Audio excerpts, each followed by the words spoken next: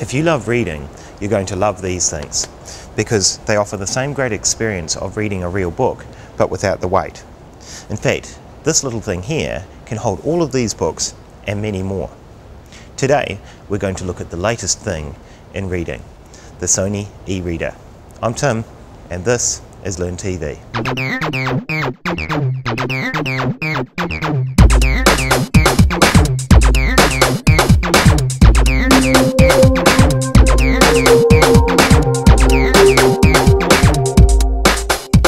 Sony first introduced the world to the wonders of the electronic paper book back in 2004. Now the technology has come a long way since then, but the principles remain the same. It's all about making reading on one of these devices as comfortable as possible. There are two new Sony reader models, both featuring infrared clear touch displays. This means that you can intuitively swipe your finger in order to turn pages or create handwritten notes or annotations by using your finger or the supplied stylus. Unlike previous generations, this touchscreen coating also doesn't sacrifice anything in the way of text clarity or contrast. The main difference between the two is the screen size, 5 inches versus 6 inches, although the PRS 650 also offers memory expansion via SD card or memory stick and audio playback, so you can listen to audiobooks or listen to music while you read your regular books. Most devices around this size use LCD technology in order to display the images. LCD is cost effective and works well for displaying things like videos and photos. However, when viewing text for prolonged periods of time on an LCD, you can suffer from eye strain. And that's because, as we've previously discovered on LearnTV, LCD technology requires a backlight. Now, regardless of whether that is created using LEDs or fluorescent lamps, it still increases the amount of eye strain because the display is actually illuminated. The other trouble with backlit displays, like LCDs, is that often they're much more difficult to see under direct light. For example, if you wanted to read a book lying on the beach in the sunlight.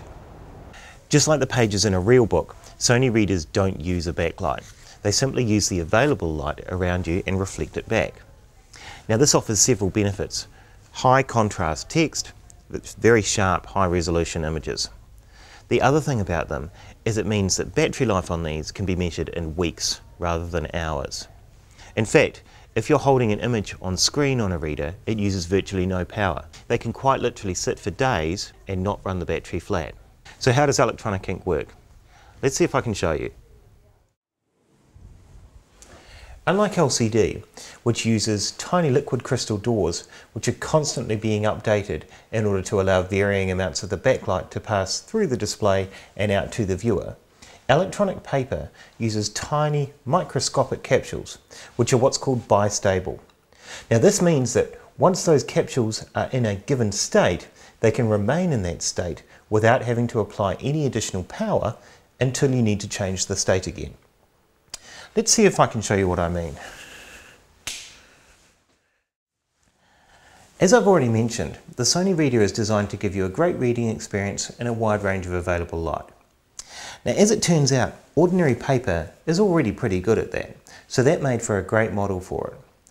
So the electronic paper used on Sony readers basically works the same way. It simply creates zones on screen which either reflect or absorb light. Now, in order to achieve that on electronic paper, they use pixels. And each one of these pixels is a cylinder containing black or white particles. Very much like, well, this jug and these ping pong balls. The difference being that in real electronic books, it's much smaller. Each one of these cylinders is roughly the width of a human hair. Now, these particles are attracted to either a positive or a negative charge. So when, for example, you apply a positive charge, the black balls sink to the bottom and the white rise to the surface, and vice versa when you apply a negative charge. To show you what I mean, I'm going to fill half of these ping pong balls with water. Let's call it a positive charge.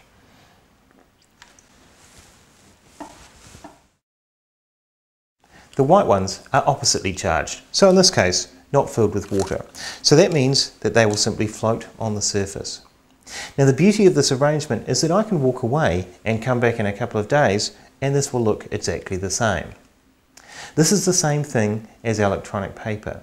So with electronic paper, once the state in the capsule has changed, no additional power is needed in order for it to remain in that state. So by removing the charge from the black pigments and adding it to the white pigments, we now have a black pixel being displayed on screen. With black balls on the surface, the pixel absorbs light. With white on the surface, it reflects light. Combine 500,000 or so of these pixels and you get a high resolution electronic paper display. Now on more advanced displays, such as those found on the Sony readers, by applying various amounts of charge, you can actually mix the black and the white on the surface. And that way you can create a range of grayscales as well, so you can get more detailed images. That does lead me to one of the quirks of electronic ink.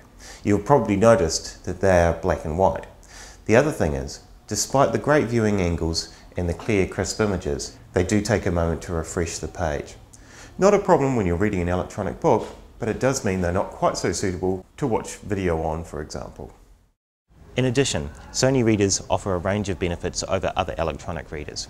Designed to be read for hours, they're lighter than many paperback books, but made of durable aluminium. They also feature 12 custom and translation dictionaries, so that you can look up any word. And what's more, unlike a regular book, you can change the font size in order to make it larger or smaller according to your preference, and even reorientate the screen. Try that with a regular book. Getting books onto the reader is easy, thanks to a wide range of formats supported, including Adobe PDF and the open EPUB format.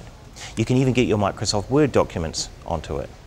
And that means that you've got access to a huge range of best-selling books, as well as millions of other books, newspapers and periodicals at your fingertips.